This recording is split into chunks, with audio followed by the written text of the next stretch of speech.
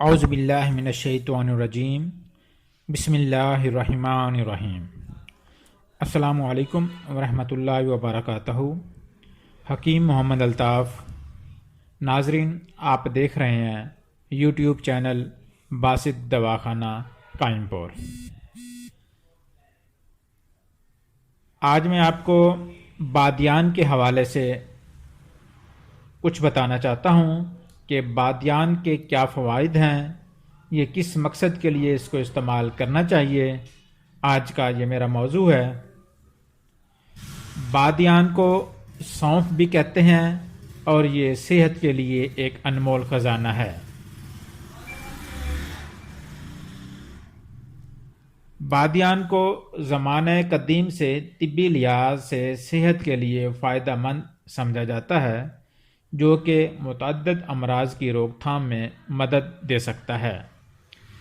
اسے خام شکل میں بھی استعمال کیا جاتا ہے اور اس کو قہوے کی صورت میں بھی آپ استعمال کر سکتے ہیں۔ اگر آپ اسے خام شکل میں استعمال کریں یا قہوے کی صورت میں استعمال کریں یا کسی بھی ادویات میں اس کا استعمال کریں تو ہر میں اس کا فائدہ انسان کو ملتا ہے، چاہے وہ قہوے میں کریں، چاہے خام شکل میں کریں، چاہے وہ ادویات میں کریں۔ آج میں آپ کو بادیان کا قہوہ بنانے کا طریقہ بتانا چاہتا ہوں کہ اس کا قہوہ کیسے بنایا جاتا ہے اور اس کے فوائد کیا ہیں۔ قہوے کے فوائد بہت زیادہ ہیں، کچھ ان کا ذکر میں کرنا چاہوں گا۔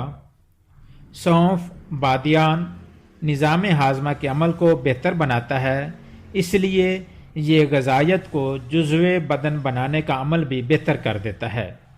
اسی طرح جو نقصان دہ اجزاء ہوتے ہیں ان کو جسم سے خارج کرتا ہے۔ اسی طرح جسم میں گلوکوز کی سطح بھی متوازن رہتی ہے۔ یہ بے وقت کھانے کی خواہش کو بھی قابو کرتا ہے، جبکہ جسم میں اضافی سیال کو بھی خارج کر دیتا ہے۔ اسی وجہ سے جسمانی وزن کو کم کرنے میں مدد دیتا ہے۔ سونف ان غذاؤں میں سے ایک ہے جو جگر کے افعال کو مناسب طریقے سے مدد کرنے میں مدد دیتا ہے، جبکہ دل کی دھڑکن اس سے بہتر ہو جاتی ہے۔ آنکھوں کی صحت کے لیے فائدہ مند ہے۔ نظر کی کمزوری کو یہ دور کرتا ہے۔ بینائی کو بہتر کرنے کے لیے بہت فائدہ مند ہے۔